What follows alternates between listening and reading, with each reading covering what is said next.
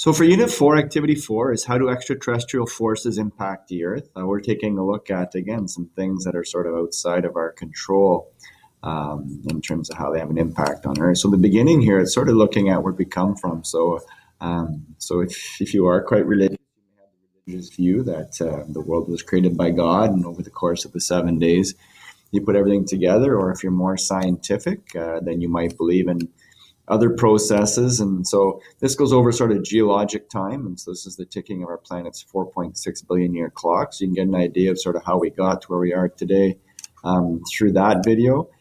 This article here is going to talk about sort of that Big Bang idea and sort of how things sort of happened and came together and were created. And so it's looking at that sort of process. And then the third section here is the Turtle Island. So it's the creation story.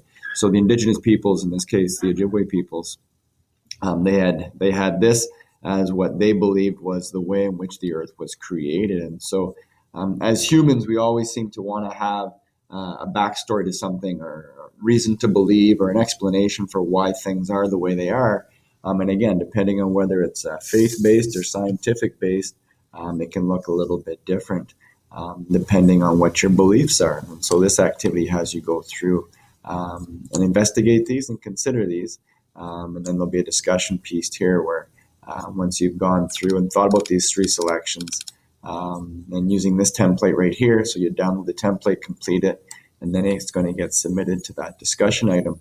In the action section here, there's a nice interactive, excuse me, that you're going to complete.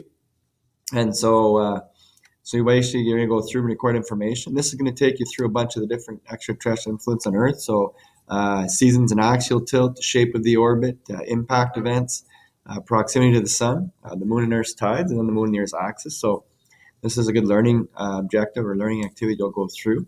Once you've been through that, it'll give you some more ideas and information on those topics. And then what you'll do is you'll pick one of those topics that you're interested in, and you're going to create yourself an infographic. So please be sure to take a look at the sample infographic here and go through this activity to give you an idea of what a level 1, level 2, level 3, or 4 would look like. To give an idea of sort of what quality you need to attain those different levels. And then what you're going to do is you're going to create your own infographic. So what can happen here in this case is that, what did you find interesting and informative at the top of your design?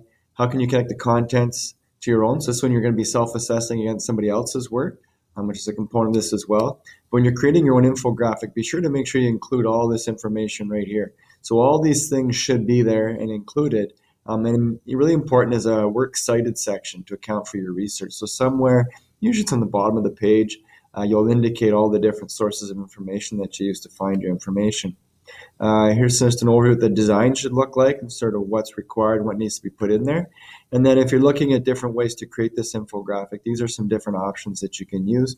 In some cases, there's some online applications, or you can just use it, let's say, in a Microsoft Publisher, Google Draw, even Microsoft Word's getting better in terms of how you can create stuff like this. So when that's done, you're going to post your work to the discussion, and then make sure, please, that you provide some feedback on the infographic that was created by one of your classmates. And that's your Unit 4 Activity 4 activities.